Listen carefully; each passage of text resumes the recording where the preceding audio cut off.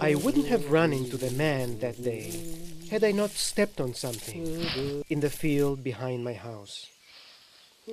It looked like a library book that somebody had left behind. Wow. I took the book and climbed the hill above the field to sit by the abandoned cabin.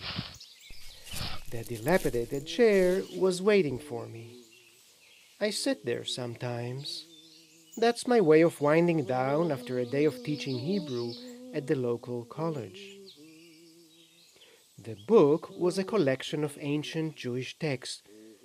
I am not sure why it intrigued me. Maybe because I like the past. The present is full of hassles. The future is uncertain and threatening, but the past is already finished. It lies still, self-contained, never changing. Yes, I like the past. It's a sort of elsewhere. I opened the book and started reading excerpts from some ancient mystical manuscripts from almost 2 millennia ago. I was delighted to read that there are 7 palaces in heaven. I believe I actually chuckled. בפתח כל היכל והיכל שומרי הסף, 4 לימין המשקוף ו4 לשמאל המשקוף. That is to say, at the entrance of each heavenly palace stand the guards, 4 guards to the right of the lintel and 4 to the left of the lintel. At the entrance to the 7th heavenly palace stand scowling. The text was bizarre and obscure, and the more I read it, the more I realized that he talked about a journey to the heavenly palaces. Strange, outlandish palaces with all kinds of awesome wonders and terrifying dangers. They were described in minute detail, as if the writers had actually been there. I started wondering, is it possible that these heavenly palaces are real? Personally, I'd love to leave everything and go there. I must have fallen asleep because suddenly I woke up with a start. Somebody was singing in the forest. His voice sounded remote and dreamy.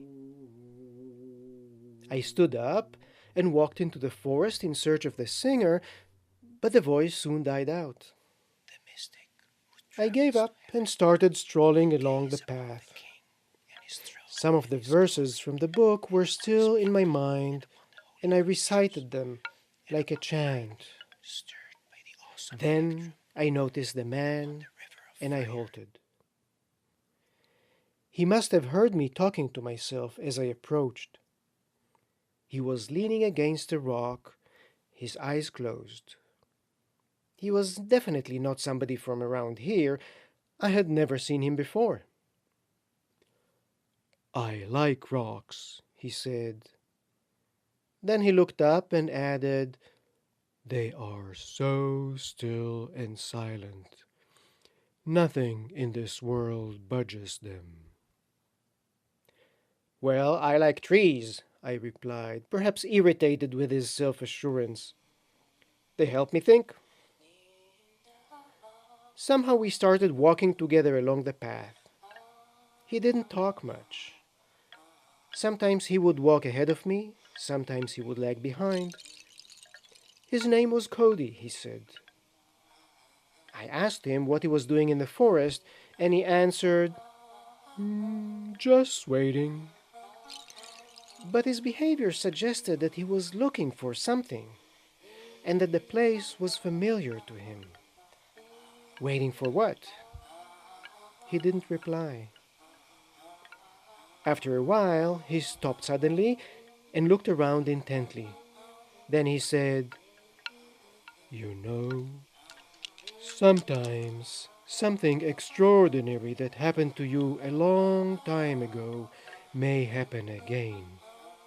Maybe, if you are at the same place at the right time."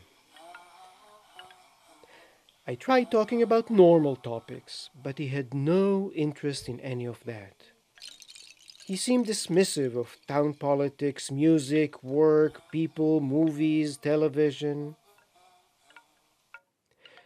We came across the old cemetery and we strolled between the graves. His eyes wandered admiringly over the old stones. Suddenly he stopped and looked up.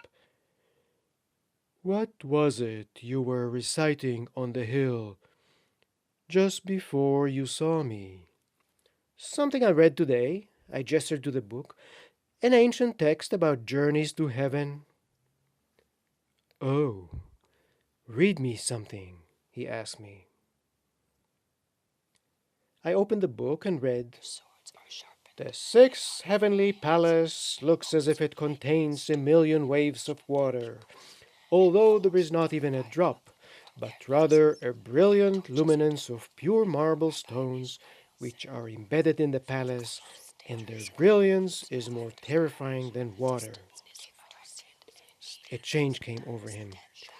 His face seemed dreamy and yet earnest. "That sounds familiar," he muttered pensively. "Lend me your book." His tone made me uneasy. "It belongs to the library." "I'll return it to the library for you." "No," I replied. "Bring it back to me in person." "All right," he said, and eagerly pulled the book from my hands.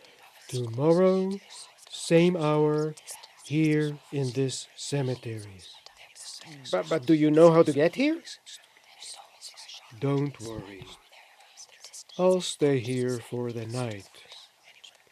You know that stones inspire me."